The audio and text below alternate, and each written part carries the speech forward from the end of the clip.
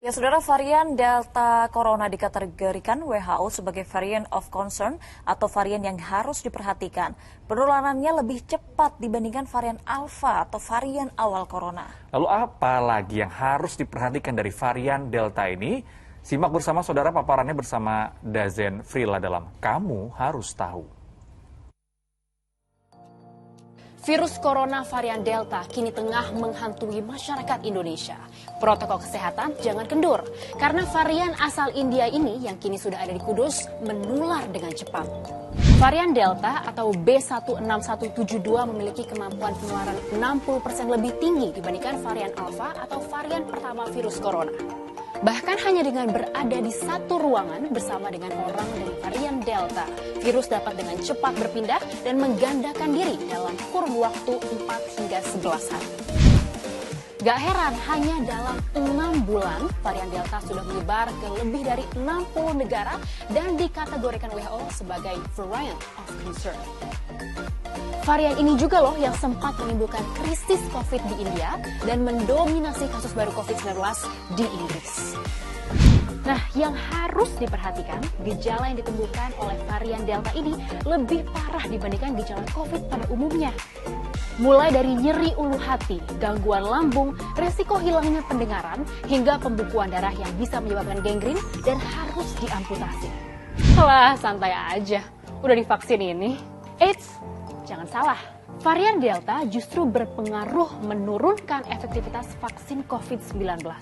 Jadi walaupun sudah divaksin, efektivitas vaksin yang sudah kamu peroleh akan berkurang 15 hingga 20% jika terpapar varian Delta. Jadi please teman-teman, jangan sampai lengah. Jaga imunitas tubuh, perketat protokol kesehatan, kurangi pergi ke tempat ramai, karena pandemi belum selesai. Update terus infonya, jangan lupa share ke orang terdekat. Karena kamu harus tahu.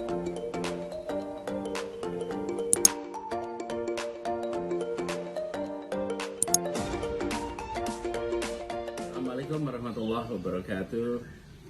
Hari ini hari Sabtu pagi, saya ingin mengirimkan pesan untuk semua.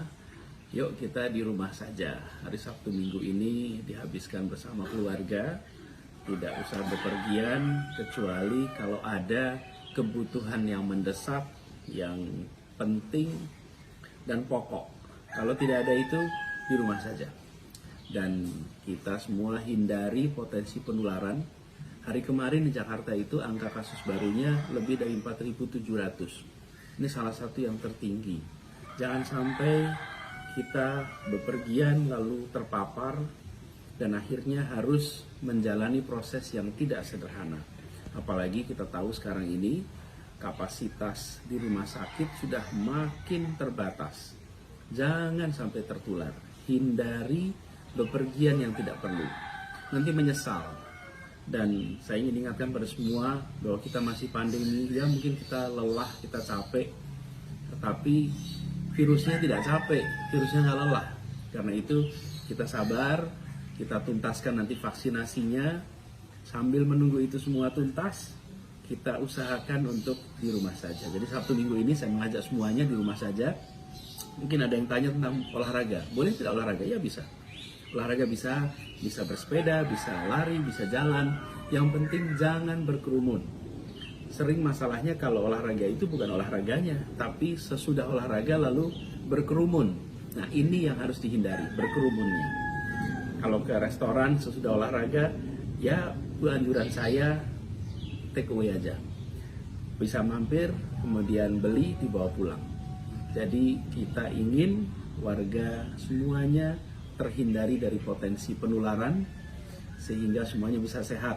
Jadi insya Allah Sabtu minggu ini habiskan waktu bersama keluarga, semuanya bisa sehat, semuanya terjauhi dari potensi penularan. Itu saja pesan dari saya. Salam hangat buat semuanya. Terima kasih. Assalamualaikum warahmatullahi wabarakatuh.